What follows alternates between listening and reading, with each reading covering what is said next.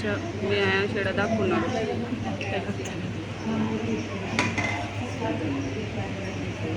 చెడి కనబడతలేడా దాక్కున్నాడు ఎందుకు?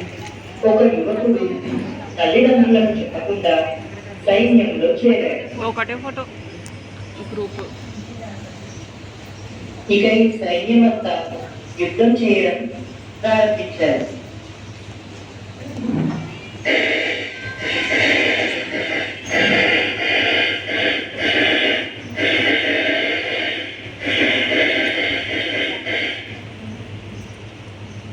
అతను సైన్యంలో ఎంతో వినయంతోనూ కష్టపడి పనిచేయడం వల్ల అందరి మెప్పు సంపాదించుకున్నాడు. ఒక అధికారికి ఇతనంటే ఎంతో ఇష్టం. అకస్మాత్తుగా యుద్ధం నిలిచిపోయిందనే వార్త వినిపించింది. అందుచేత అందరికీ పని ఒత్తిడి తప్పిపోయింది. రోజు చేసే విధులు మాత్రమే ఉన్నాయి.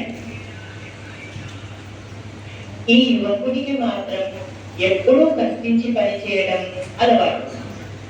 ఎప్పుడూ ఖాళీగా కూర్చొనుట అతని వల్ల కాదు.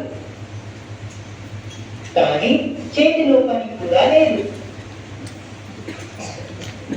నా ఇంటికి తల్లిదండ్రులకు నా చెల్లెలకు దూరంగా ఉన్నాను. చాలా బెంగగా ఉంది.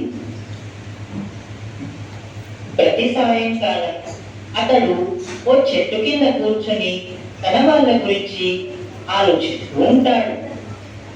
తన ఉద్యోగం విషయం కుటుంబంలో ఎవరికి చెప్పలేదని విచారిస్తూ ఉంటాడు. తన ఊహలోకి విచారంతో ఉన్న తల్లిదండ్రులు మెదిలారు.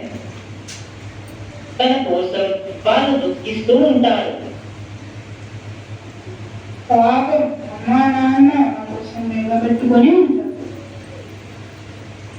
ఈ యువకునిలో ఏదో మార్పు వచ్చినట్టు అధికారి గమనించాడు. ఇతను మునుపటిలా చురుకుగా లేడు.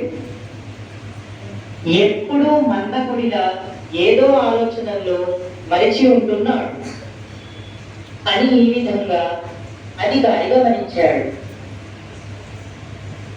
అబ్బా, నా తల చాలా అలసటగా ఉంది. నాకు మధ్య వరకు ఎక్కువైంది. నీకు ఒంట్లో సరిగ్గా లేదనుకుంటాను. ఒంట్లో డల్గా ఉన్నదా? నీవు సన్నగా అలసటగా కనిపిస్తున్నావు. ఇక ఒకరోజు అధికారి యువకుని దగ్గరికి పిలిచాడు. నాయన, నీవు 4 అడుగుల పొడవు, వెడల్పు, లోతుతో ఒక గుంతతో వాలి ఇప్పుడే మొదలు పెట్టు. నీవు ప్రతి సాయంత్రం కూర్చునే స్థలంలోనే తవ్వాలి. ఆలస్యం చేయకుండా యువకుడు చాలా ఉత్సాహంగా పనిని 2 గంటల్లో పూర్తి చేశాడు. సార్, నా పని పూర్తయిపోయింది. అబ్బాయి, భోజనం చేసిన తరువాత మళ్ళీ వచ్చి ఈ గుంతను పూర్చేయాలి.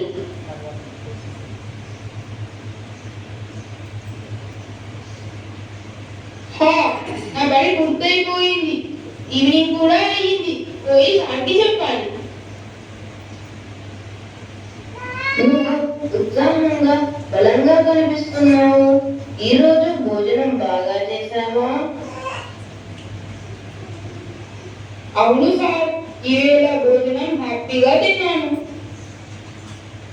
ఇల్లు, పేరెంట్స్ ఎన్నిసార్లు గుర్తొచ్చారు మరి? నా వాళ్ళ గురించి ఆలోచన చేయడానికి సమయమే లేదు. మీరిచ్చిన పనిలో పూర్తిగా మునిగిపోయాను.